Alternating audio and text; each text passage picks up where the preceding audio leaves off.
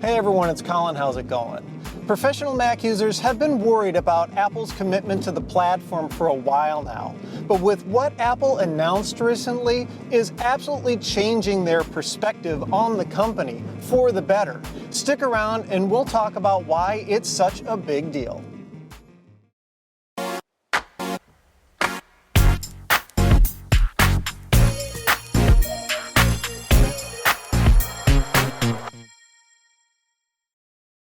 This is ending up being kind of a follow-up to a previous podcast topic. I'll include a card to it up above so you can watch it to get some context. And it's basically about how a lot of Mac users, both professional and just savvy ones, have become really frustrated with Apple about its kind of roadmap and future and handling of the Mac platform. Now, I know some of you who are going to be watching this are just going to sit down in the comments and, I hate Apple, they suck, blah, blah, blah, Windows for life. This video isn't for you, okay? So if you just want to just trash on Apple and the Mac and all that, I want you to just click out of this video right now, because this isn't going to be one of those kinds of videos where I sit and rag on the company. In fact, this is a very positive video, and here's why. Apple's been very tight-lipped about the Mac for a couple of years now, and that's frustrated a lot of pro users and a lot of what they call prosumers, people who don't necessarily do it for a living, but have pretty, heavy-duty computing needs otherwise. I'd consider myself, one of those kinds of people. And some of Apple's hardware, namely the iMac, the Mac Pro, and the Mac Mini, have really kind of gotten long in the tooth. The Mac Pro in particular hasn't been updated in like over 3 years. No spec bumps, no changes in pricing, nothing like that. And it's really gotten a lot of these professionals and prosumers worried that Apple may just be, quietly trying to, bury the Mac or fade it out or something like that. But earlier this week, as I'm filming, a really, really interesting news article came out from a few outlets. Some small group of journalists, just a few of them, got invited out to Apple's headquarters, and they sat down with a few of the company's executives. And, that's kind of normal because Apple does that, where they want to talk about upcoming products or, or show off technologies or smooth over problems. But it's usually in a very controlled manner. They have a very specific message they want to say, and it's limited in scope, and that's it. This time, though, Apple basically just laid it all out. What Apple did was they said, just pretty much point blank, look, we realize we've disappointed the pro users. We realize that they're afraid and they're paranoid and they aren't sure that we're committed to the platform, and all of that. And they even talked about the Mac Pro, which has been kind of the elephant in the room for Apple, especially the Mac platform, for quite a while now, that Apple just kept refusing to acknowledge. But now they finally basically just sat down and kind of laid it all out. There were some really interesting things that Apple said during that discussion. One of the first things they talked about were the kind of the split of Mac users. Who buys what hardware, what, their kind of demographic is and all that. As you might expect, it's about an 80-20 split between laptops and desktops. Obviously, we've become a mobile society. Laptops have become more and more powerful. More and more people are, if they're going to use a Mac, they're going to buy a MacBook or MacBook Pro than one of Apple's desktop products. And of that remaining 20%, the desktops, the majority of sales are for the iMac. And Apple said that even a lot of pro users have started to adopt the iMac as their computing product. It wasn't too long ago that people would look at an iMac, especially a professional user, somebody like a graphics designer or a video editor or somebody working in music or even, writing code, photography, that sort of thing, where they'd look at an iMac and go, oh, that's a child's toy, that's for, end users, consumers to use, whatever, I need something more powerful, I need a big beefy tower. But more and more professionals apparently have actually started to move towards the iMac, Apple didn't really talk about it too much, but I suspect that's due to a couple of reasons. One being that, yeah, the iMac is legitimately, becoming better, and it's a better value than the Mac Pro. You get a lot more for your money than with the Mac Pro. But the other reason is simply because, well, it's a fresher product. The Mac Pro was last, updated in 2013. And of course, this is, April 2017. People are going to get restless. They're going to need new computers. They want to buy the newest thing. So they talked about demographics. The other thing that they talked about was the Mac Pro itself. And they were actually fairly explicit explaining what the deal was with that product. They more or less just admitted they screwed it up, which is something that a lot of people like to trash talk the Mac Pro about, like its form factor and its design and everything. The fact it looks like a trash can is kind of the running joke for that design. But Apple basically admitted, yeah, they screwed up with the design of that product. They thought things were going to head in one direction for that product, and it turns out, well, the industry went another way. The big thing for that product is a lack of expandability and also its architecture. The architecture in this case actually being all related to its form factor and the way that temperature is regulated within it. It's the way it dissipates heat, its thermal characteristics. If you take one of those machines apart, there's a giant heat sink right in the middle of it that's shaped like a triangle, and it's like kind of the center core of the machine. There are 3 circuit boards around the outside that touch it. The main processor, and then 2 graphics cards. And Apple designed this intentionally to be a monster like dual graphics card machine. Of course, they're proprietary cards. You can't just take them out and stick, something from another manufacturer in there. But Apple basically, when they designed the machine, figured, the way the industry is going to go is GPUs are becoming more and more important to various workflows simply because of their power and processing capability, that eventually the market for people writing professional software would scale to using multiple GPUs.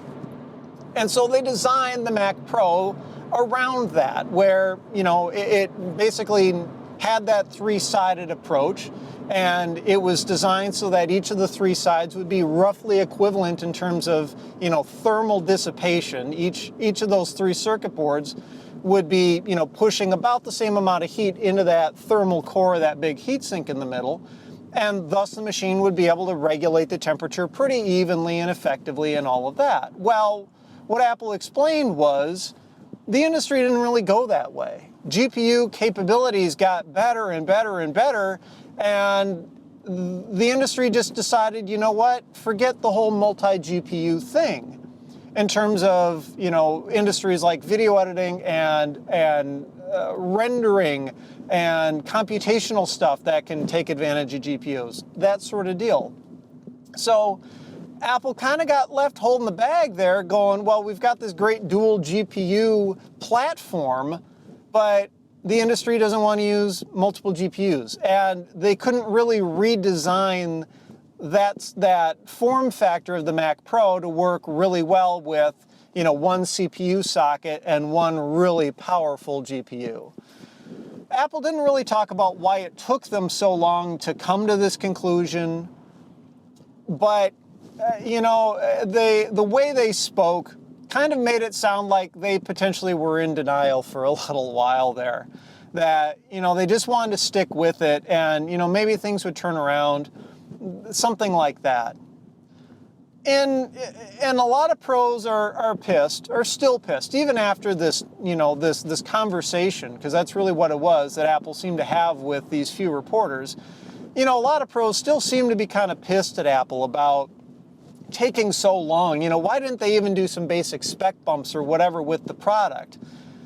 And one thing to keep in mind, and maybe to Apple's defense, I'm not necessarily sure I completely buy this argument, but you also have to look at just how few of those machines there even are in the wild. If 80% of Mac users are buying laptops, only 20% are buying desktops. And the majority of the desktops that are purchased are the iMac. Apple didn't say specifically what the numbers were. But in terms of percentages of desktops sold, it sounded like, Mac Pro was a very tiny sliver, like just absolutely tiny. And, that's kind of to be expected. There's, a fairly known quantity of people who would actually need a computer that powerful, and that also needs to be a Mac, right? If you just need a powerful computer to crunch numbers on, anybody who's going to sit there and budget things out and try to competition shop, the majority of people are going to go for a PC, standard PC hardware. You just get much better bang for your buck. And I think, even some diehard Mac people would agree PC hardware is just a better value. But there are people who need or really want to use a Mac, and they want a really, really powerful one. And Apple, basically kind of screwed them over with the Mac Pro. It just wasn't expandable, and it didn't, architecturally scale the way it needed to kind of keep up with the times. The real bombshell that Apple dropped during that conversation was it's actually designing a new Mac Pro. A lot of people have written that platform off. I even did. I even got to the point thinking, you know what, Apple's probably just going to discontinue this product. And when I need to go to replace my own iMac sooner rather than later, because mine's getting a little long in the tooth, I figured, you know what, I'm not going to have a decent deal on a Mac Pro to buy, because I actually would benefit from one, doing the video editing thing. But for the longest time, I kind of came to the realization here that, the Mac Pro is probably dead. It's probably done. So I need to either decide whether a new iMac would meet my needs, or if I'm going to end up, reluctantly switching platforms and run Windows and have to learn new video editing software and all of that. But Apple said, you know what? We hear our professional users loud and clear. And we're designing a new Mac Pro. It's going to come out not this year is what they said. They didn't say next year specifically, but they said it won't be out this year. It'll be out after this year, so people are hoping 2018. And part of the bombshell that they dropped, not just that they're working on a new one, but they actually said the words expandable and modular, which is incredibly un-Apple-like. Apple hasn't really made much by way of computers that are expandable and or modular in over 10 years, even longer than that potentially. That just isn't the way that Apple has been heading. Yet, it seems like the pendulum is swinging back, at least for that Mac Pro product line. We don't know what that's going to entail, but it does sound like, in the very least, they are going to re-engineer that system in such a way that not only will it work better for professional users' needs right away when it's released, but it'll also make it easier for Apple to keep it current with the latest technology and parts throughout its lifespan, instead of like what they did with kind of the trash can Mac Pro, where they released it and then just kind of ignored it for over 3 years. They did decide to also, in the meantime, do a price drop on the Mac Pros. Well, it's kind of a spec bump / price drop. They didn't actually drop the prices or the price points on the machine, but they gave you better hardware for the money. It's still the same machine. It's really just spec bumps in terms of, where you would get a 4-core CPU before, now you're getting a 6-core, and where you'd get one model of graphics card before, now you're getting a better model, that sort of thing. But they're kind of throwing people a bone in the meantime. The other thing Apple did is they're saying that later this year, we're going to see new iMac models, some of which are going to be geared better towards professional users, with better features or functionality for those types of users in mind. So now I'm thinking, you know what, I don't need to spend all that money on a Mac Pro. The upgrade that I really need, because a higher end iMac is perfect for me, and I think for a lot of people, and clearly Apple's kind of getting that, that new machine is basically coming out later in 2017 for me. So I just need to hang out for a little while longer. What's most surprising and what kind of got me going on Twitter and what just had my jaw just dropped as I'm reading this article after it came out wasn't necessarily that Apple, said, okay, well, here are our market demographics and we're coming out with a new Mac Pro. Apple doesn't do that. They don't talk about new products that they haven't released yet. So that was surprising in itself. But it's that Apple actually apologized for it. In that article, there are direct quotes from Apple executives saying that they were sorry they disappointed people and that they're committed to the Mac platform. And those are the things that I think people needed to hear the most. This whole thing is something that I actually called for Apple to do back in that previous podcast episode. Would it be cool if, they had seen that episode and that's one of the things that helped drive them to talk about it? Yeah, that would be. That's not, I'm not delusional here. I'm not trying to suggest that it was my podcast episode that, prompted them to do what they did, but it's gratifying. It's really, really gratifying that all of this worry is finally kind of, being satiated, that it's kind of being put to rest. No, don't worry about it. We actually are serious about this. We know it's a major part of your workflow. It's a big deal to a lot of people because not just because they're, invested in the Mac, both monetarily and emotionally, but in terms of time, right? Like I use Windows all day at my day job. And I use a Mac at home, to cut these videos together. I'm a big Final Cut Pro user, and I'm still learning more and more about Final Cut. But for me to go and flip to another video editing product would take a decent amount of time. And time, as you probably know, is something that I'm fairly short on. It's why this podcast series exists. It's why my regular videos are only every other week now. Well, because, YouTube is a part-time job for me. If it was a full-time job for me, I'd probably have more time to learn more software packages and, push my video editing skills even further. But I can only do what I can with the time that I have. And a lot of professionals are that way, where they've got so much time invested in the products that they use, the skills that they have, and, maybe they're busy enough in their lives as it is, or even at their work, maybe they're putting in more than 40 hours a week at work doing this, kind of creative work professionally, that it would be really tough for them to just blank slate the way they work. And so for those of you who don't understand what the big deal is with this for pro users, that's kind of it in a nutshell, is, work, the nature of work in general, at least in the United States, has us putting in so many hours that it's a big demand for us to basically kind of forget everything that we know about the tools that we currently use and have to go adopt brand new tools that may work in completely different ways, yet retain or maintain our current level of productivity. That's a big thing to ask of a lot of people, really in any field. For those of you who do creative work but aren't using the Mac, it'd be the same thing as if Adobe said, you know what, we're going to get rid of Premiere as a video editing platform, and now you have to go use something else. How big of a disruption would that be for your life? To have to go to Avid, God, who even uses Avid anymore, or to something like DaVinci Resolve. Yeah, they're kind of similar, but the tool is different. All the buttons are in different places. The key commands are different. You may be able to remap key commands, you maybe can't.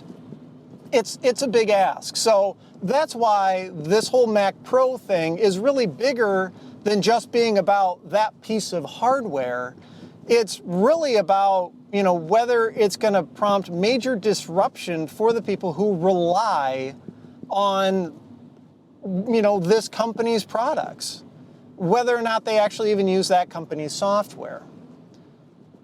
But it's so surprising, and I'm still trying to wrap my head around it now, the fact that Apple actually swallowed its pride and did something that it just never does.